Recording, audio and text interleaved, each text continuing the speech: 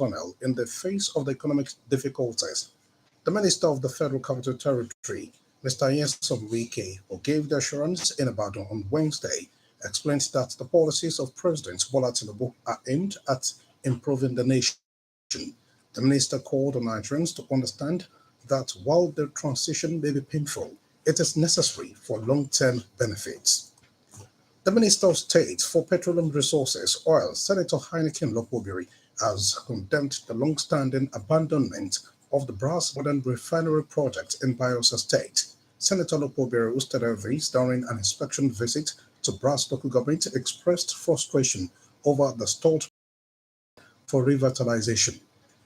The Special Assistant on Media and Communications to the Minister, Ms. Nneamaka Okafor, in a statement assured that the administration is determined to deliver on this project within President Bola Tinubu's first 2 years in office. Senator Lokobiri stressed that the completion of this project aligns with President Bola Tinubu's mandate to boost Nigeria's oil and gas sector. The wife of the president, Senator Oluremi Tinubu, has condoled with the government and people of Zamfara State following the tragic fire incident that claimed 17 pupils at an Islamic school. In a statement this Thursday, the First Lady expressed deep sorrow over the loss and prayed for strength and comfort for the families affected. Acknowledging the devastating impact of the incident, she emphasized the need for stricter safety measures in public facilities to prevent future tragedies. She extended prayers for the peaceful repose of the victims and hoped for an end to such heartbreaking occurrences across the country. The National Human Rights Commission (NHRC) has reiterated the need for stronger collaboration among stakeholders to eradicate female genital mutilation (FGM) in Nigeria, describing it as a painful, degrading, and harmful violation of human rights.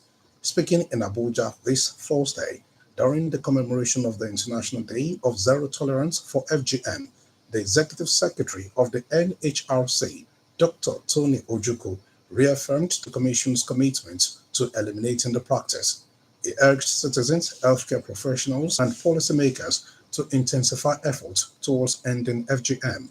The National Human Rights Commission (NHRC) Director of Corporate Affairs and External Linkages, Fatima Agwai Mohammed, in a statement this Thursday, highlighted this year's theme: stepping up the pace, strengthening alliances, and building movement to end FGM. In the meantime, the Edo State government has announced the suspension of its Attorney General and Commissioner for Justice, Mr. Samson Osage, and the Chairman of the Local Government Service Commission, Mr. Damian Lawani. The Secretary to the State Government, Mr. Musa Ikilo, made this known in a statement this Thursday in Benin.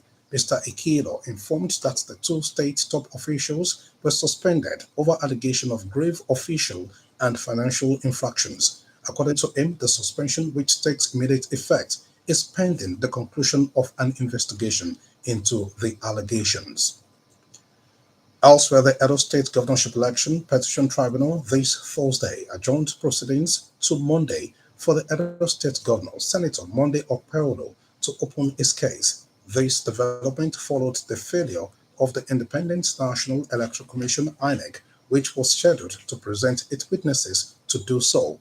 INEC's lead counsel, Kanu Agabi, informed the three-member panel led by Justice Wilfred Opochi that they would not be presenting any witnesses after giving it a thought at the end of Wednesday's proceedings. He said there wouldn't be any need to call any witnesses. The Katsina State Command of the National Drug Law Enforcement Agency (NDLEA) has called for a collective effort to address drug abuse in the state. The NDLEA's commander in the state, Mr. Muhammad Aminu Abubakar, made the call this Thursday in Katsina during sensitization and advocacy for women and youth on drug abuse awareness and prevention. The NDLEA commander in the state expressed the need for the people of the state to contribute their quota in the fight against drug trafficking and abuse. Mr. Aminu Abubakar explained that the fight against drug trafficking and abuse was a collective effort of stakeholders, noting that all hands must be on deck to fight the menace. According to Mr. Aminu, combating drug trafficking and abuse requires efforts and critical roles from families, communities, religious and traditional leaders. The Ogun State government to resuscitate dilapidated water schemes to ensure accessibility of potable water across the state. The Special Advisor to the Governor on Sustainable Development Goals and Water Resources, Honorable Damilola Otubanjo, made this known during an on-the-spot assessment tour of the state water schemes in the Remo Access. The Special Advisor, who was in the company of the consultant to the Governor on Water, Mrs. Muinat Jaji, expressed displeasure over the state of water infrastructure in the Access, as many resources were either moribund or underutilized. Honorable Otubanjo noted that some of the schemes could be resuscitated within a short period, while a long-term plan would be worked on to get the rest of the water schemes operational. She equally assured of the complete reticulation of the aged water pipeline network, pointing out that while public-private partnership may be explored to resuscitate the water schemes, local governments equally have key roles to play in protecting and maintaining the water infrastructure in their domains. Prophet Olawale Adiagbo Awishe has been ordained as the General Superintendent of the Cherubim and Seraphim Churches in Igboora. The ordination was conducted by Apostle Solomon Akede, also known as Eniolon Kopa, at the ordination held on Wednesday at the CNS Church, Okeela, in Ilaro. In a message, Special Apostle Akede urged the newly ordained General Superintendent of CNS Churches in Igboora to see the new position as a call to service and live life worthy of emulation by the faithful.